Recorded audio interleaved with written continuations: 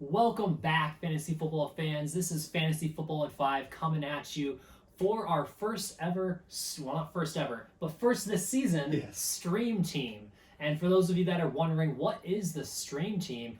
Well, here at Fantasy Football in 5, we experimented last season with this version of a thing where we brought up only streamable players, so players that are available in over 50% of under leagues, 50%, or excuse me, under 50%. No, available in over 50%. Oh, okay, I got you. Yeah, available. Rostered in under 50%. Yes, available in over 50% of leagues across ESPN and Yahoo combined. So we went ahead and checked out all these to make sure that it all fit under that criteria. We had some that were real close that just didn't quite make it. For example, George Pickens was close, didn't make it this week. So we're going to target some guys you can pick up, and you can go ahead and plug and play for this week, and might win you some fantasy weeks. And we'll revisit this every single week and find out how we do. But first things first, I guess we'll start this thing off by explaining we're going to have one quarterback, two running backs, two receivers, one tight end, defense, kicker, and then one flex position. So a full starting lineup for you guys to pick up off of your waivers and hopefully win a fantasy week. Yep, and we're going to start really hot with our quarterback here. We have Ryan Tannehill. Our quarterback is going to be Ryan Tannehill this week. Taylor, what can you tell us about Mr. Tannehill? So what's interesting about Ryan Tannehill is it's kind of ironic because he's in a matchup this week that is going to be, I mentioned on the podcast, kind of a toilet bowl matchup in a sense. Whichever one of these teams loses this week probably has their season pretty well ended for the most part, especially the Commanders. So Ryan Tannehill is in a situation right now where he is actually performing fairly consistently this season, ironically enough. We're going to watch him struggle for a little while as we talk about this. So what exactly is Ryan Tannehill doing this season? So he's consistently sitting around 20 or so points, with the exception of 1 week. 1 week he didn't quite hit that 20-point mark. It was close though, but just didn't really have a very good week. He ended up against Buffalo, performing really bad, 2 interceptions, barely had positive points. All right. Other than that, though, he's hovering between 17 and 20 points. And this week against Washington, and a defense that's been really struggling all season long, especially against the pass, the last 2 seasons really, which is ironic because they had such a great defense. But Tannehill this week is a great plug-and-play guy if you're looking for a quarterback. Maybe your guy got hurt. Maybe your guy just isn't performing up to par. Tannehill is someone you can pick up. He's available in, I don't know the exact number. I want to say it's around 20.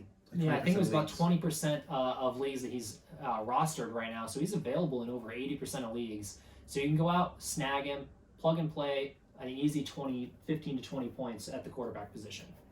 Yeah, I agree. Really favorable matchup. Robert Woods is going to be a really hot target for him this week. Yes. All right.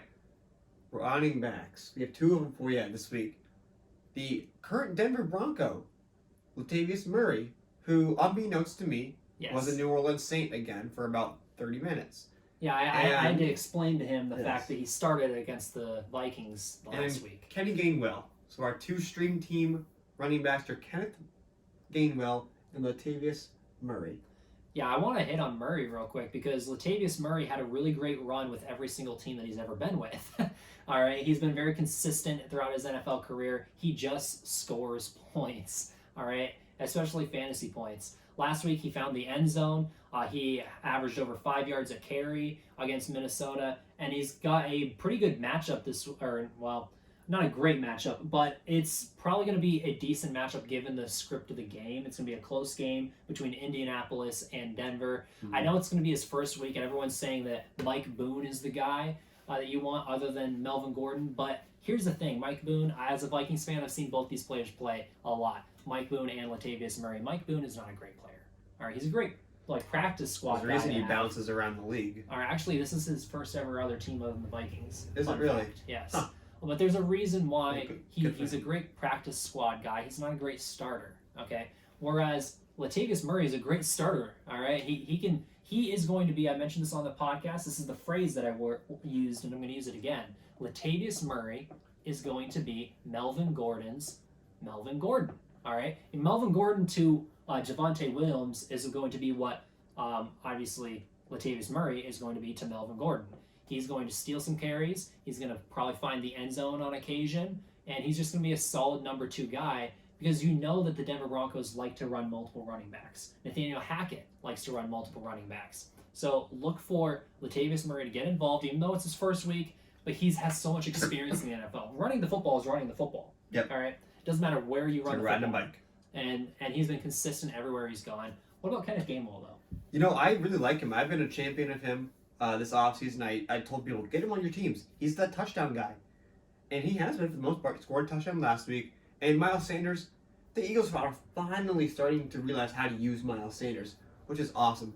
I grew up watching the guy at Penn State. He's a phenomenal talent.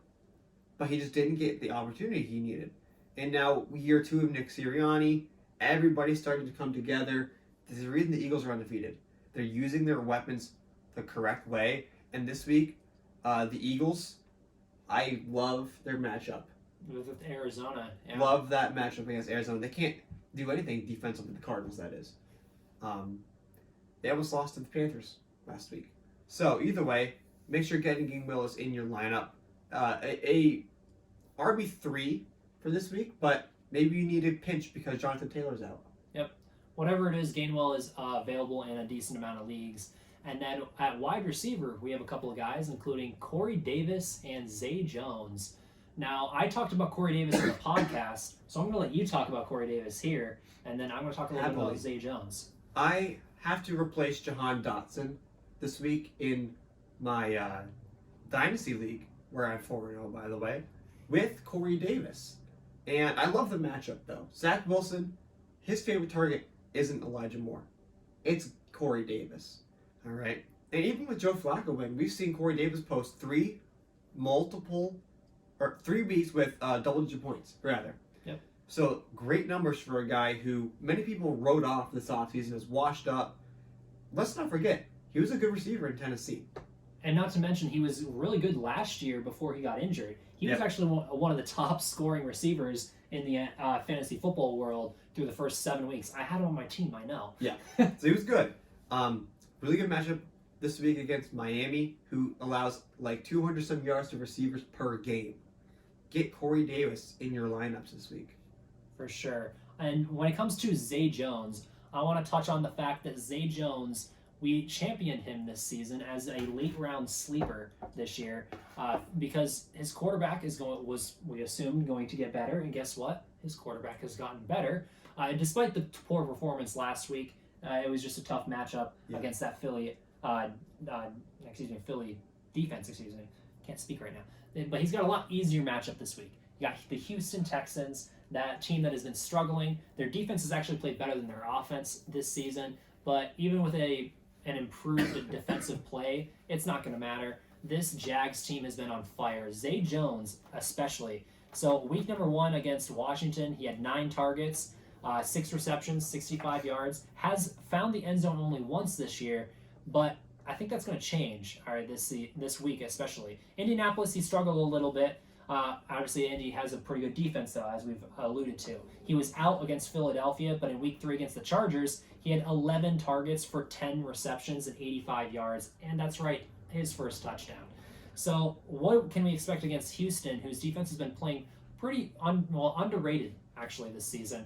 I think that the number one thing is they're going to try and shut down Christian Kirk this game. So look for Christian Kirk to be the number one target of the defenses this week. And then Zay Jones is going to be probably the number one pass option in this offense more than anything, is because he's going to be the possession guy. That's what we expected this season. He was going to be that guy, that intermediate route guy who catches the football, may not make a lot of guys miss, may not have that deep threat ability necessarily. He can do that, but I don't think that's the way they're going to utilize him. And he has been that intermediate guy. So I expected him to be a PPR machine this week more than anything.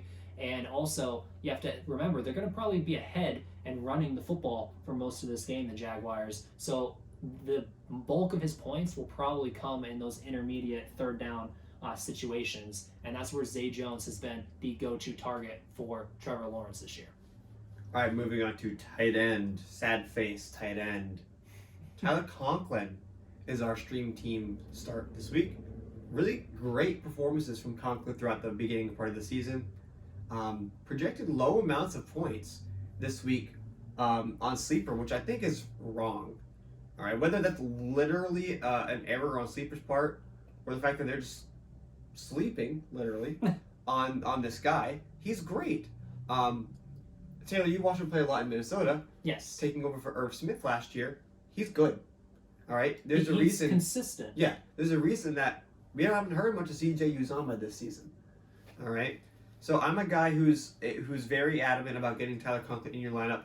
I added him to my Listener League team last week and won. Should be no doubt about that. Taylor, we are on the defenses now. Oh, not yet. Oh, not yet? No, keep talking. All right, I'll keep talking about Jets tight end. But regardless, make sure you get them in your lineups. That Miami team can't stop tight ends. They are allowing, like I said, almost 200 yards to receivers each week.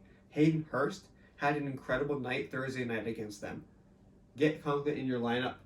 And Taylor's over here creating some artwork for us. All right? This next part of our stream team is our defense. And Taylor and I have challenged each other to some artistry. Who can draw the defense's logo each week? So this week, our stream team defense is none other than the Jacksonville Jaguars. Lord hopes I get the Dallas Cowboys at some point. All right, so Taylor's got the Jaguars, and while he's drawing that, let's talk about why they're a really good stream option this week. Houston's offense is bad. We saw Brandon Cooks and Nico Collins have okay weeks against the Chargers last week. The Chargers actually let up a decent amount of points, but that Chargers defense is bad. All right, let's take a look. It's a divisional matchup. I expect it to be low scoring. Taylor, let's see this Jaguars logo. All right, here we go. We have the Jacksonville Jaguars. No, that's not a Jaguar, bro. That looks like... Okay, hear me out. You know those FCS teams on NCAA? Yeah. That's what... Looks like the FCS, like a Midwest team. All right, you know what? This is a Jaguar Cub. Okay, that's why. It's a Jaguar Cub. Not fully grown right? yet? Yeah. Okay. So, and that's because the Jaguars haven't reached their full potential yet this year. They haven't matured. Okay? You see, that's why. And that's why this week, though, that defense is going to reach its full potential, all right, against the Texans. I really think that they're going to put up some points defensively this week. I'm just going to let you guys look at this for a little while we explain why do you think the Jags are going to put up the points in terms of their defense this week, though? What can we expect? They're going to force turnovers. The Jaguars aren't known to get sacks. Mm-hmm. That's not what their defense does. They'll tackle well and force a couple turnovers. Davis Mills, while I still like him, isn't a perfect quarterback. They've struggled offensively. Yes. Dameon Pierce had a great touchdown run last week. He fumbled 2 times. They're going to force turnovers. All right. Expect the Jaguars. All right. Taylor, I want you to take a quick picture of that before we erase it and move on to the next thing. Yes. So while you do that, I'm talking about our kicker, Brett Maher, this week. We talked about on the podcast. If you haven't listened to the podcast, make sure you go do that. You can find that on Apple, Spotify, wherever you listen to your podcasts. However, the kicker for the Cowboys is Brett Maher. He's been doing an exceptional job. Excuse me. The reason is because Cooper Rush can't lead them to the promised land every drive. All right, and Dak couldn't either week 1. You saw it was like 3 or 4 field goals by Brett Maher week 1 against the Bucks on opening or Sunday Night Football. He's been consistently good. Make sure you get him in your lineup. Taylor, I know you really like him. Yeah, so the thing with Brett Maher is you mentioned the consistency. And I think the big reason why he's been so consistent this year is that offense, specifically Cooper Rush. All right, believe it or not, the best fantasy kickers from year to year, for the most part, there is, and it's not an anomaly. All right, you look at the best fantasy kickers, like I mentioned, are going to be on some of the worst offenses, mediocre to bad offenses.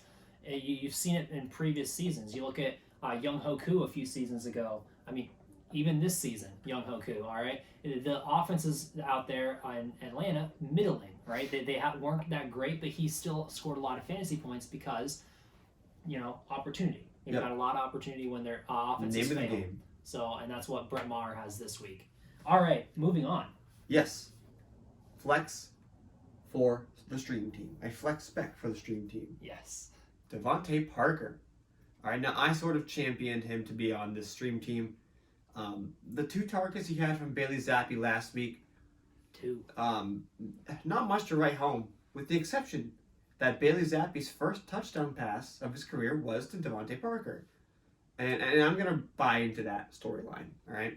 I think that there's some validity to that. I really like what I saw from Zappi. There's confidence there. There's just something about being a 6th-round rookie quarterback for the Patriots, I guess. It's a weird concept. Have you ever heard of Tom Brady? I maybe. Okay, well, he played at Michigan a long time ago. But regardless, Zappi could be the next man up for the Patriots for a little bit. So my big thing with Devonte Parker is consistency. You know, he doesn't have that consistency from week to week. We've seen it in his career before. We've seen it this season, in fact. Sure. He has had good performances. You look at that 1,200. You look at that 1,200 yard 9 touchdown season a few years ago, and then you have that week 3 performance this season. But that was with Mac Jones. My question is, what is the consistency going to look like in terms of this week? Because you don't know which quarterback he's going to get. Mac Jones could play this week. So are you going to get the Devonte Parker that had a huge performance with Mac Jones? Are you going to get the Devonte Parker who has been a dud through the first 2 weeks? Or are you going to get the Devonte Parker with Bailey Zappi from last week who doesn't get targeted? Or are you going to get the Devonte Parker with Bailey Zappi who found the end zone? Yeah, it's a tough call regardless, but the Lions' defense sucks. That is true, especially their secondary. It's awful. So if there's going to be any exploitation of any part of anybody's team, it's going to be the Patriots receivers against the corners and safeties of the Lions. Tracy Walker's out. Amani Oruware's ability to play football out. No, he's not hurt. He's just an idiot. Yeah. So either way, that was our last guy. That was wrapping up Stream Team. Yeah, it was our first stream team this season. You can tune back in next week for week 6 and moving forward. But I think that wraps it up here. And we also have to shout out our obviously our Twitter handle at FantasyFBallin5. That is the number 5 at the end of the handle. And then you can also check out both this video as well as anything else that we put out there, our podcast, our articles, whatever it is, at fantasyfootballand5.com, www.fantasyfootballand5.com. Check that out. I believe it's pretty much it. That's pretty much it. So make sure you listen to the Week 5 podcast. Take advantage of our stream team here. All right, plug these players into your lineups against your best friend. Beat them. Beat your office mates. All right, win your home league this week. Just don't beat us. All right, I'm tired of losing. So we'll catch you next time on the stream team here on our YouTube channel. Thanks for checking us out. We are Fantasy Football in 5.